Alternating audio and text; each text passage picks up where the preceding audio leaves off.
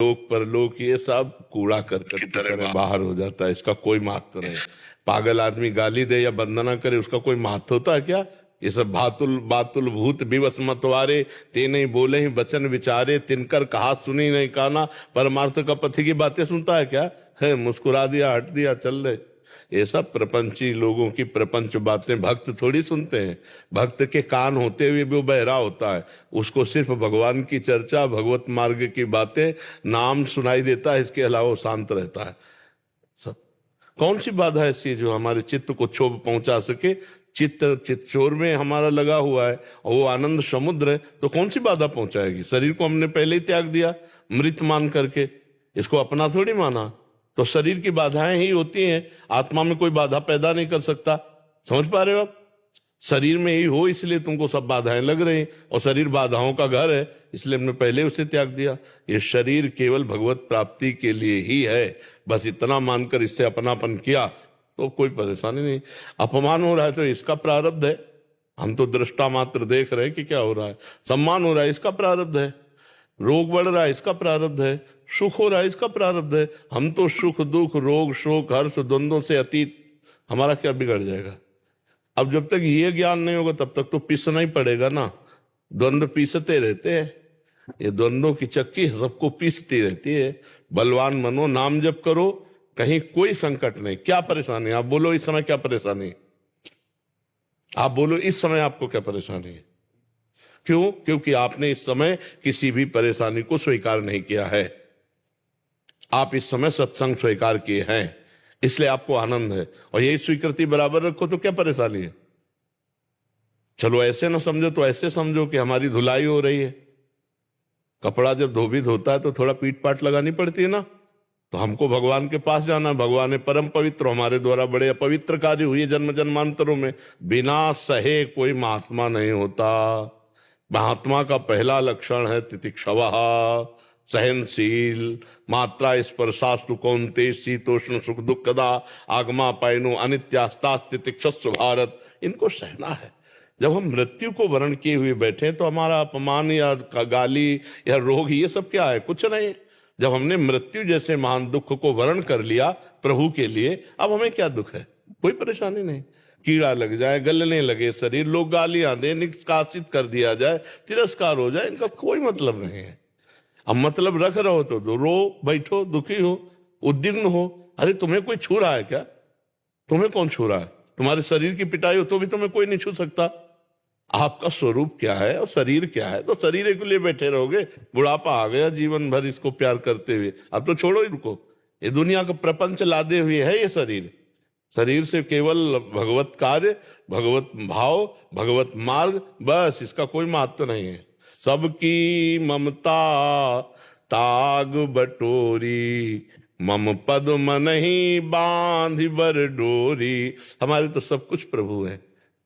अब अगर हमें कोई गाली देता है तो मेरे प्रभु हमको पुष्ट कर रहे हैं, कोई सम्मान कर रहा है तुम्हारे प्रभु दुलार कर रहे हैं।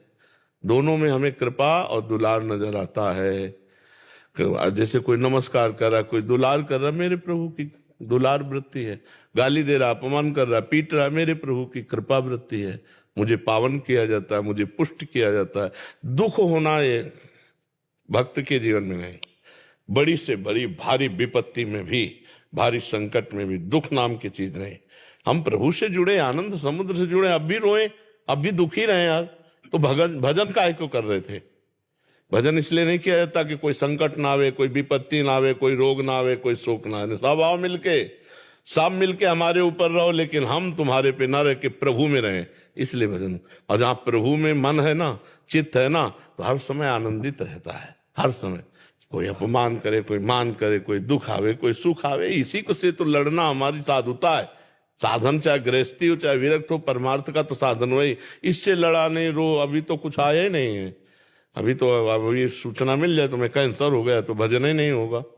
जब बाहर की छोटी मोटी बातों में तुम्हारा चित्त जो है जलन को प्राप्त हो रहा है, अभी सूचना आ जाए कि कैंसर होगा, नहीं बचोगे, अब नाचना चाहिए। नहीं बचेंगे ना, पक्का अब हरि के पास जाएंगे, राधा राधा राधा राधा राधा राधा। तो हमको जब मृत्यु जैसे भयावह सूचना में दुख ना लगे तब हमारी भक्ति पुष्ट हुई। हर इंद्री हमारे प्रभु से सुखी हो, हमारा मन सावई मनः कृष्ण पदारविंदयो। क्या परेशानी है? किसी का दिमाग है, कोई निंदा करता है, कोई पाखंडी कहता है, कोई पूज्य कहता है, कोई भगवान का अवतार कहता है, कोई दम्भी कहता है। अलग अलग चश्मा है, जिसके जो चश्मा लगे हो। देख तुम क्या हो, भगवान के भक्त हो, तो तुम्हें विश्वास होना चाहिए कि मैं भगवान का भक्त हूं। तो अलग अलग चश्मा है, देख रहे, तो हमको क्लेशित नहीं होना। पक्का समझ रहे हो ना? आप क्लेशित तो नहीं होगे।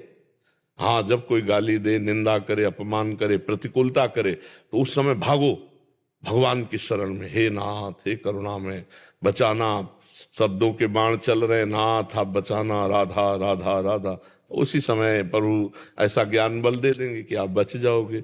और अगर उसमें लगोगे कि ये देखो हमारा पुत्र होकर के हमको ऐसा बोलता है, हमारा भाई होकर मर गए, फिर तो क्लेशित हो जाओगे, अशांत हो जाओगे। साधक वहीं भ्रष्ट होता है जहां प्रभु से बिलग होता है। का हनुमंत विपत्ति प्रभु सोई, जब तो सुविरल। हाँ, हरि स्मृति सर्व विपद विमोक्षणम। भगवान का चिंतन चल रहा है मधुर मधुर। अब क्या वो गाली दे रहा है, हम राधा राधा जप रहे, क्या परेशानी है? ठीक है जी। नरेंद्र पाल सिंह जी। राधे राधे। गुरुदेव राधे राधे।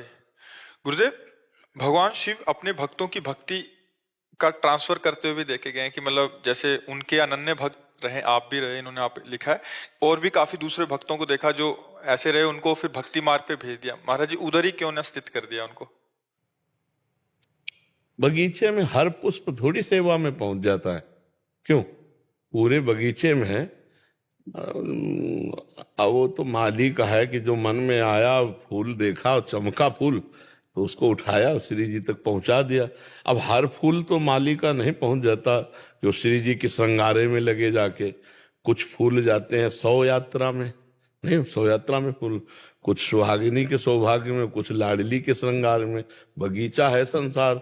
तो ऐसे ही अलग अलग भगवान जहां भजन मार्ग में लगे हैं, तो देखा कि ये फूल लाडली लायक है, तो उठाया और भेज दिया। भगवान शिव रूपी माली ने इस जगत रूपी बगीचे में प्रेमानंद नामक फूल को उठाया और लाडली जी के चरणों में चढ़ा दिया। अब क्यों चढ़ा दिया वो माली से पूछो, अब हम क्या बताए। है? तो अब इसमें मेरा कोई योगदान थोड़ी, मेरी कोई तपस्या थोड़ी है। ये तो देवाधिदेव महादेव भगवान शंकर की कृपा। अब उनके बगीचे के फूल थे और उन्होंने चयन किया और लाडली जी के चरणों में चढ़ा दिया। तो अब भाई इस क्यों चढ़ा दिया, तो आपको काशी जाना पड़ेगा और काशी विश्वनाथ जी से बात करनी पड़ेगी कि आपने क्यों चढ़ा दिया। तो आप ही बहुत है गुरुदेव। तो इसमें होता है, महादेव जिस पर बहुत प्रसन्न होते हैं, बहुत प्रसन्न होते हैं। जैसे नरसिंह मेहता से प्रसन्न हुए, बहुत प्रसन्न हुए, तो सीधे रास में ले गए। प्रिया प्रीतम उनके हृदय का विषय है। तो ऐसे शिव जी प्रसन्न हुए, हमें वृंदावन भेज दिया, प्रिया प्रीतम में लगा दिया। बकाया हम कहीं नहीं है वृंदावन आने में और प्रिया प्रीतम की उपासना, हम कहीं नहीं है। हम ये देखते हैं कि हमको ट्रांसफर किया गया, भगवान शिव हमको ऐसे प्रिया जी के चरणों में समर्पित कर दिए। तो इसमें भगवान शंकर ही जानते हैं क्यों भेजा। हम जैसे पहला स्फुरण कैसा होगा वृंदावन, दूसरा चल बाबा रासलीला हो रही देख ले। अब इसमें हम कहीं नहीं थे, रासलीला देख के लगा प्रिया प्रीतम के बिना हम नहीं जी सकते, भेज दिया महादेव जी ने वृंदावन भेज दिया। इनमें जा पर कृपा न करें पुरारी, सो न पाओ मुनि भगति हमारी। ये भगवान शिव ही इस जन्म में ना सही तो किसी जन्म में शिव उपासना बनी, तभी श्री श्यामा जी के चरणों की शरण मिल सकती। पूज्य राधा बाबा भगवान शंकर के अनन्य उपासक, तो देखो इतना किशोरी जी से प्यार की राधा बाबा ही कहे जाने लगे, राधा राधा राधा राधा राधा राधा। तो ये महादेव जी कृपा ही करते हैं। वैष्णवा नाम यथा शंभु, भगवान परम वैष्णव हैं, तो कृपा करते अपने हृदय का प्रेम धन प्रदान कर देते हैं। तो वही कृपा की, अहेतु की कृपा, उसमें कोई तपस्या भजन साधन नहीं, अहेतु की कृपा की और राधा वल्लभ जी के चरणारविंद का आश्रय दे दिया। उसमें हमारा कोई बल नहीं, उन्हीं का बल काम करता है। रूपाली जी उत्तराखंड से। महाराज जी प्रणाम। महाराज जी, हम इंटरनेट के माध्यम से 1 साल से आपसे जुड़े हैं और आपकी कृपा से जीवन में बहुत सुधार भी आया है। हम विद्यालय में संचालन का कार्य करते हैं। हमारे प्रश्न ये है कि स्कूल के अभिभावक अपने बच्चों की इच्छा पूर्ति में इतना लीन हो गए हैं कि अपने ही बच्चों का भला बुरा की समझ नहीं रख रहे, अपने बच्चों से बहुत डरे हुए रहते हैं। हम उनको कैसे समझाएं कि इनका ऐसा भाव है? माता पिता जो हाँ, मतलब उनकी इच्छा पूर्ति में नहीं, अगर बच्चे की इच्छा पूर्ति के विरुद्ध बात करें तो धमकियां देते हैं। बच्चे ऐसे भी हमारे पास आए हैं, हम ऐसा है, हम भाग जाएंगे। तो माता पिता को डर लगता ही है कि हमारे बच्चे तो कम से कम चलो भाई तुम्हें जो चाहिए, पर उसमें उचित और अनुचित का विवेक होना चाहिए। यदि हम बच्चों की अनुचित मांगों को पूरी करते रहेंगे तो वो अपने आचरणों से हीन हो जाएंगे और न वो राष्ट्र सेवा लायक रहेंगे, न वो भगवत सेवा लायक रहेंगे। तो बच्चों की हमको मनोवृत्तियों को भी पूर्ण करना है और उनकी मनोवृत्तियों का विरोध भी करना है। दोनों बातें करनी है। इतनी प्रवीणता माता पिता में होनी चाहिए कि अपने बच्चे को इतना सपोर्ट करे कि वो नकारात्मक सोच में न पहुंच जाए, और इतना उसको शासन में भी ले कि उसको जैसे नशा है, व्यभिचार है या गंदे मार्ग हैं, उन मार्गों में उनकी प्रवृत्तियां ना जाएं। मर्जी ये कह रहे हैं कि ये स्कूल में संचालन करते हैं तो इनको बहुत दिक्कत होती होगी कि स्कूल में जैसे एक शिक्षक का कर्तव्य होता है कि कैसे शिक्षा देना है, उसमें डांटा भी जा सकता है, कुछ भी किया जा सकता है, तो अभिभावक जो होते हैं वो विरुद्ध कभी कभी हो जाते हैं। वैसे अब समय ऐसा है कि उचित शब्दों से केवल आप समझा दीजिए और नहीं समझते हैं तो भगवान पर छोड़ दीजिए। अब समय ऐसा नहीं कि आप उनको पीट दें। अच्छा, अब ऐसे भी स्कूल के बच्चे हैं कि 4 बच्चे मिलकर आपका अपमान कर देंगे। अगर वो ना किए तो उनके माता पिता आपका अपमान कर देंगे। पिता के बोलते हैं कि आपको बोलना नहीं चाहिए, बच्चे का आत्म स्वभाव आप सम्मान खत्म कर रहे हैं स्कूल में डांट के। नहीं, हमारा आत्मसम्मान अगर हमारे गुरु। सीखो ऐप डाउनलोड करो और अपने 100 वीडियोस में ही मिलियन सब्सक्राइबर्स का प्लान बनाओ। तो इंस्टॉल बटन पे क्लिक करो और सीखो ऐप डाउनलोड करो। सामान मंगवाते देखो मत, मंगवाओ। Get MCBs, PVC tapes, plugs and more delivered in 10 minutes. Blinkit. बोल नहीं सकते थे। बोलने के लिए शब्दावली चाहिए ना, वो शब्दावली गुरुजनों ने सिखाई। हम प्रणाम करते हैं उन गुरुजनों को जिन्होंने ककारा मात्रा सिखाया। कहीं हाँ, थोड़ा आज कलयुगी जो टीचर हैं, कलयुगी टीचर, हम आपके लिए नहीं कह रहे, वो अपने कर्तव्य को नहीं जानते हैं। जो क्योंकि बच्चों का शोषण की बातें जो आती हैं, गलत ढंग से बच्चों का जो शोषण किया जाता है या व्यसन करके बच्चों को जो पिटाई करने की बातें आती हैं, वो गुरुजनों में नहीं होनी चाहिए। गुरुजन व्यसन रहित और जितेंद्रीय होना चाहिए, क्योंकि बच्चे बच्चियां सब तुम्हारे अंदर में हैं, तो तुम्हारे द्वारा उनका पोषण ही होना चाहिए। तो जो गुरुजन पोषण करते हैं, अगर वो बच्चों पर शासन नहीं करेंगे तो फिर बच्चे पढ़ाई में उन्नति नहीं प्राप्त करेंगे। शासन जरूरी है। अब जैसे अपने लोगों के समय था, खड़ा कर दिया जाता था, 2 घंटे खड़े रहो। तो अब खड़े होने में सब विद्यार्थी बैठे, हम खड़े तो हमें जो अपमान महसूस हो रहा है, तो हम कल अपना काम करके लाएंगे। वो बच्चे को उठाने के लिए है, बच्चे का पतन करने के लिए नहीं है। हम अपने कर्तव्य का पालन करें और बच्चों को शिक्षा दें, और इसके बाद जब वो नहीं मान रहे तो हम शासन ना करें। अब समय शासन वाला नहीं रहा, शासन करने पर अपनी हानि हो जाएगी, इसलिए शासन ना करें, बिल्कुल प्रार्थना है। और हमें लगता है सरकार भी अलाउ नहीं करती है, नहीं ना।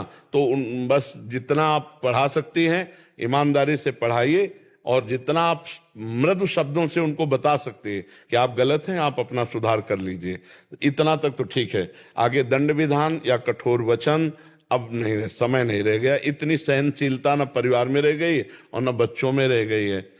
तो अब आजकल के बच्चे ऐसे, मान लो आप तो छोटे बच्चों को पढ़ा रहे हैं, लेकिन जो बड़े बच्चे हो रहे हैं इतने उद्दंड हो रहे हैं, स्वभाव उनका इतना उद्दंड कि वो कंट्रोल में वो नहीं है। महाराज जी, एक बार एक पेरेंट्स आया था तो उसको उसके बच्चे के बारे में बताया गया जी। तो पिताजी उसके कहते हैं कि आप बेटे को मत बुलाइएगा वरना घर जाके मुझे पीटेगा।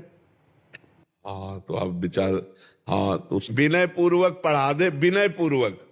गुरु बनने की बहुत कम समय रह गया, विनय पूर्वक पढ़ा दे और अपनी ड्यूटी पूरी करे, बेईमानी न करे पढ़ाने में। अब ना पढ़े तो ये उसका भाग्य, वो उसके विचार। अब आजकल तो माता पिता भी नहीं समझ पा रहे हैं कि हमारे बच्चे किस दुर्गति के मार्ग में जा रहे हैं। ये जैसे गंदी बातों में बच्चे नहीं जा रहे, बॉयफ्रेंड गर्लफ्रेंड और ये सब नशा व्यसन में जा रहे हैं। छोटे छोटे बच्चे जिनको गुरु का शासन नहीं, माता पिता का शासन, बीड़ी सिगरेट एकांत में पीते हैं, क्योंकि माता पिता पीते हैं ना, तो उनको लगता है कि क्या स्वाद है, तो वो ऐसा देखते। आचरण विहीनता बढ़ती चली जा रही, असभ्यता बढ़ती चली जा रही। ये तो पता नहीं भगवान की कौन सी कृपा है कि कलयुग में और इस समय नए नए बच्चे थोड़ा संतोष से श्रद्धा कर रहे हैं, थोड़ा सत्संग सुन रहे हैं। सुबह जैसे हम आते हैं तो 40-50 हजार में 1000 तो मान लो वृद्ध नहीं, पूरे के टोटल सब नौजवान बच्चे बच्चियां होते। जब सुबह हम आते तो अगर मान लो 60,000 70,000 लोग हैं तो 1000 बूढ़े समझ लो, पूरा सब पूरे में बूढ़ा बुढ़िया बका सब जवान, राधा राधा। तो हमें थोड़ा फिर भगवान पता नहीं कौन सी कृपा की है कि कलयुग में जो अपने बाप की बात नहीं मानते वो बाबा जी को देख ले आए, बाबा जी की बात मानते। बड़ी कृपा है कलयुग की। हाँ, बड़ी कृपा है कलयुग की कि वो ऐसा किए हैं और निश्चित परिवर्तन होगा। जो अध्यात्म सुनेंगे, सत्संग सुनेंगे तो निश्चित परिवर्तन होगा। भगवान तो हमें लगता है थोड़ा बच्चों को अध्यात्म की भी शिक्षा दी जाए तो अच्छा रहेगा। 5 मिनट 10 मिनट ब्रह्मचर्य के विषय में, व्यसन में क्या क्या हानियां हैं, गंदे आचरणों से क्या क्या हानियां हैं, ये जैसे सत्संग में कहा गया है तो चला देना। सरकार विरोध करेगी क्या इसमें? नहीं करेगी, नहीं कोई इसमें विरोध का तो विषय है नहीं ना। 5 मिनट अगर 10 मिनट सत्संग मिलता रहा तो छोटे बच्चों में बहुत संस्कार अच्छे बन सकते हैं। प्रहलाद जी गर्भ में थे, नारद जी ने सत्संग सुनाया तो महाभागवत बन गए। अभिमन्यु जी गर्भ में थे और उत्तरा के, और अर्जुन जी ने सुनाया तो 6 व्यू का भेदन करना उनको ज्ञान आ गया था। तो ये तो गर्भ के बाहर हैं बच्चे। अगर इनको हम सत्संग सुनाए और थोड़ा नाम जपने के लिए प्रेरित करें तो इनका जरूर सुधार हो जाए। पर अगर आप नाम जपने के लिए कहोगे तो घरे वाले विरोध करने लगे कि हमारे बाबा जी बनाएंगे क्या बेटे को।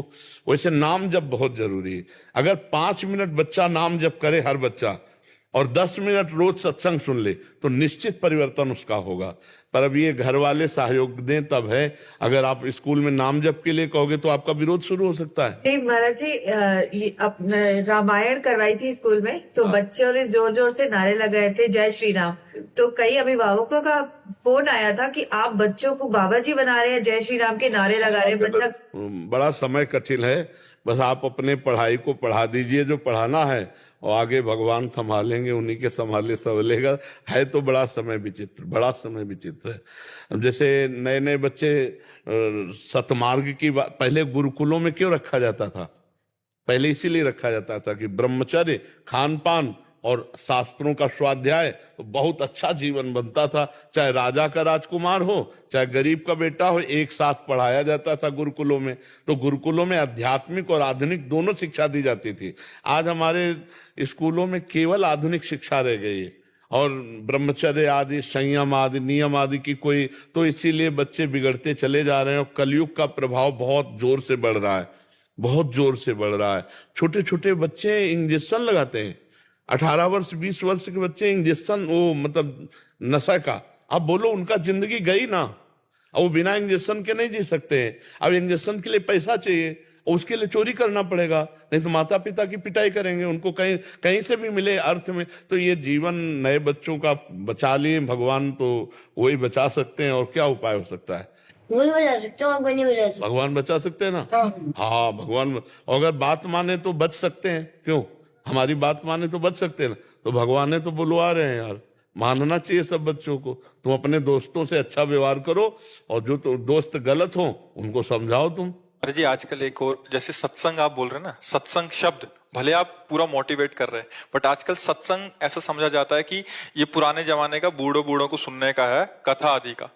और आजकल मोटिवेशनल स्पीच दे रहे हैं या प्रेरणादायक कुछ एक आप लेक्चर दे रहे हैं, वर्ड का अंतर हो गया है। आपका मुख्यतः जो आप यहाँ हमसे संभाषण करते हैं साधकों के साथ, एक मोटिवेशनल वो रहता है महाराज जी।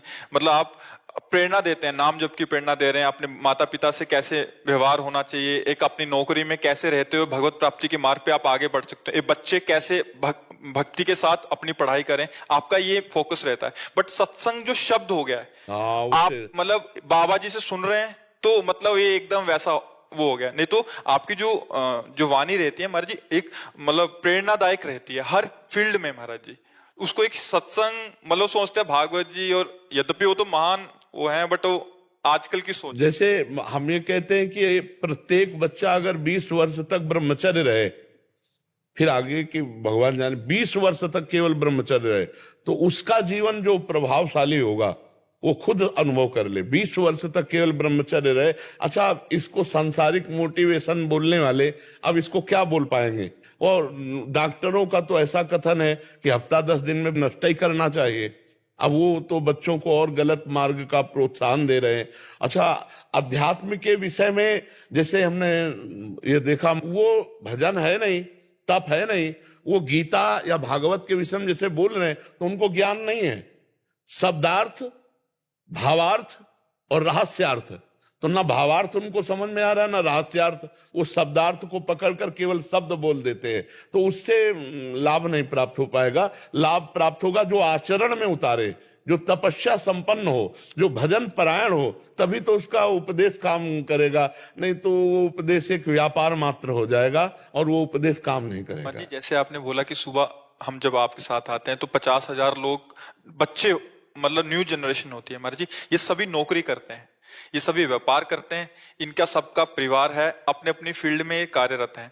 बट अध्यात्म हमें, जैसे आपसे हमने सीखा कि अध्यात्म हमें जो भी हम कार्य कर रहे हैं, जो भी हम कर्म कर रहे हैं, उसको और अच्छे ढंग से करने का एक प्रोत्साहन देता है, और उसमें कोई पाप कर्म ना बने इसका जागृति देता है। बिल्कुल बिल्कुल। बट इस बात को समझ जाए। हाँ, अब जैसे जो बच्चे अध्यात्म में थोड़ा जुड़े हैं, अब वो डरने लगे कि हम महाराज जी कृपा करना, अब हम कहीं दोबारा कोई पाप कर्म ना कर बैठे, अब हमसे दोबारा वो गलती ना हो जाए। ये नाम जब से हुआ ना, हृदय पवित्र हुआ, अध्यात्म सुना तो डर घुस गया। देखो, जिसे कानून का डर, समाज का डर, भगवान का डर, शास्त्र का डर, वो पापों से बच सकता है। और जिसे डर खत्म हो गया, फिर वो नहीं बच सकता है।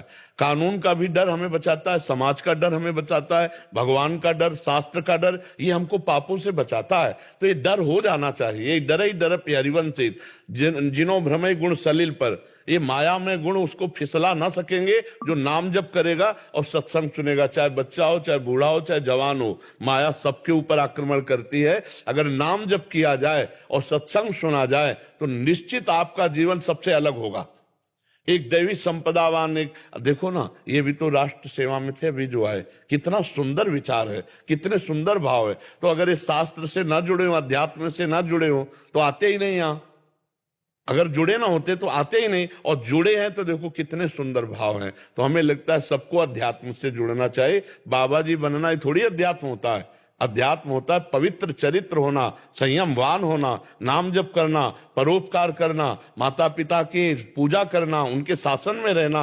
अब वो जी मानसिकता परिवर्तन करना ही अभी सबसे बड़ी हमारी वो है, जरूरत बन गई है हमारे जी। मानसिकता ऐसी बन गई है कि बाबा जी मतलब भजन और वो बूढ़े बूढ़े जने, मतलब भजन मतलब अपना जीवन को निखार लाना। हाँ, बिल्कुल। चाहे आप कैसे ग्रस्त में हैं, चाहे आप कहीं भी किसी भी कर्म क्षेत्र में हैं महाराज जी, बट वो उस बात को समझाने के लिए। देखो, एक बच्चा है, जवानी आ रही है, अब उसने कुसंग में नशा कर लिया, इसके बाद बेविचार कर लिया, इसके बाद अब वो डर लगा, अब उसको मार डाला, इसके बाद आजीवन कारावास।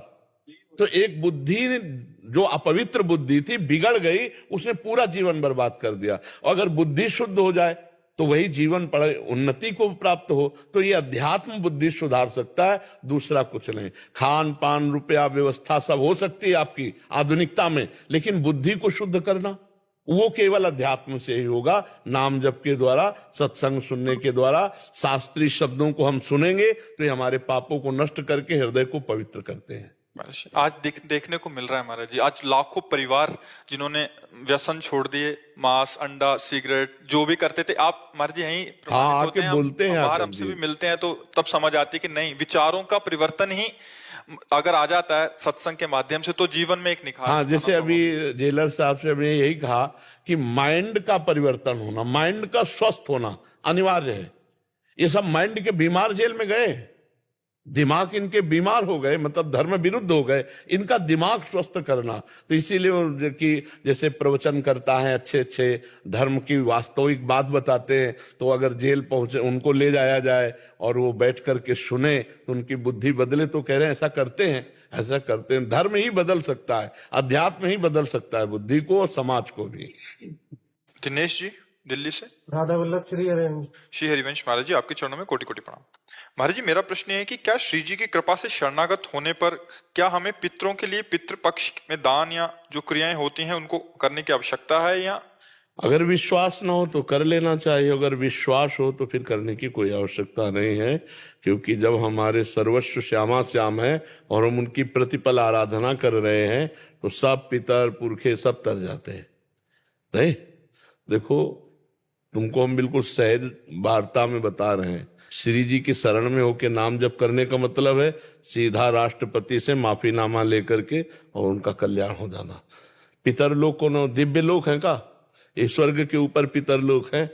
आप ब्रह्म भुवनान लोकन पुनरावर्तिनो अर्जुन, ब्रह्म लोक से लेकर यहाँ तिनके तक सब आवागमन वाला है। और आप श्री श्यामा श्याम के भक्त हो तो उनको आवागमन से मुक्त किया जाएगा। 21 पीढ़ियां तर जाती है। भगवान का भजन हम कर रहे हैं, रात दिन उनकी सेवा में सब हो रहा है। अब आपको लग रहा है कि नहीं हमें संतोष नहीं हो रहा, तो लड्डू और तिल के पिंड बनाओ, चाहे गया में जाके कर लो, चाहे अपने घर में पंडित बुला के कर लो। तो ये है सहयोग। और भजन है पूरा जड़ से नष्ट कर देना, जो कर्म संस्कार हैं वही भस्म हो जाए और भगवान की प्राप्ति हो जाए। सातरत्य सातरत्य सा लोकांतारयति, पिंडदान से नहीं, भजन से। सतरत्य सतरत्य सा लोकांतर, लोक के लोक तार सकता है भगवान का भजन करने वाला। तो विश्वास अगर होए तो खूब श्यामा श्याम को भोग लगाओ, आरती पूजाओ, गानो और खूब नाम जप करो, नाम कीर्तन करो, कोई जरूरत नहीं। और तुम्हें विश्वास ना हो तो पंडित बुलाओ, पिंडदान करो, वो भी एक धर्म मार्ग है। लेकिन ये अनन्य प्रेम मार्ग है, वो धर्म मार्ग है। और सावै पुंसाम परो धर्मो ये तो भक्ति अधोक्षजे, परम धर्म वही जिससे अधोक्षज भगवान में प्रीति हो जाए। अब देख लो तुम्हारी योग्यता क्या है अंदर की, उसके अनुसार चलो। आपकी शरण में महाराज जी हम। हाँ तो बस प्रिया प्रीतम, जैसे भैया वृक्ष की जड़ में पानी लगा दो तो डाल में, पत्ते में, फूलों में सब जगह पहुंच गया। ऐसे पूरे संसार वृक्ष के जड़ कौन है? भगवान। 15वें अध्याय में गीता में ऊर्ध्वमूल मधाशाखा मश्वत्थम प्राहुरभ्यम, भगवान कह रहे ना। तो हम जब राधा वल्लभ लाल वही तो है और उनका हम भजन कर रहे हैं, तो वृक्ष में जल चढ़ा दिया तो सब पूरे विश्व ब्रह्मांड को प्राप्त हो गया। इस विश्व ब्रह्मांड की मूल जड़ है भगवान, और भगवान में हम सब तन्मय हैं, तो सबका मंगल हो गया, सबका कल्याण। कोई पितर नहीं बचेंगे जिनको ना प्राप्त हो जाए। जैसे हम पकौड़ी बनाते तो एक एक पकौड़ी में नमक थोड़ी डालते, फेंट में डाल दिया, हर पकौड़ी में हो गया। तो राधा वल्लभ ध्याय के और ध्याये कौन, ब्यासे देत बने नहीं बरी बरी प्रतिलोन। हरिराम व्यास जी कह रहे कि एक एक पकौड़ी में अलग अलग से नमक देने की जरूरत नहीं, फेंट में डाल दिया। सबके फेंट हैं राधा वल्लभ लाल, वही सब बने हैं और उन्हीं की हम पूजा कर रहे हैं। तो हमें अलग से अब किसी देवी देवता पितर आदि की आराधना करने की, हमें हमारी जो उपासना है वो अनन्य है। अब हमारे से जो जुड़ेगा तो अनन्य हो जाए तो जुड़ा। अब नहीं, अगर आप पर्सनल पूछो तो हम कह रहे हैं पंडित बुलाओ, पिंडदान करवाओ, पितर चल रहे हैं, पितर पक्ष करना चाहिए। अब जब कहोगे श्यामा श्याम तो बिल्कुल नहीं करना चाहिए। सब पितरों के पितर है, उन्हीं की तृप्ति में सबकी तृप्ति। लाडली जो मुस्कुरा दिए सब हो गया, सब हो गया। हाँ तो बस ऐसे चलो। अच्छा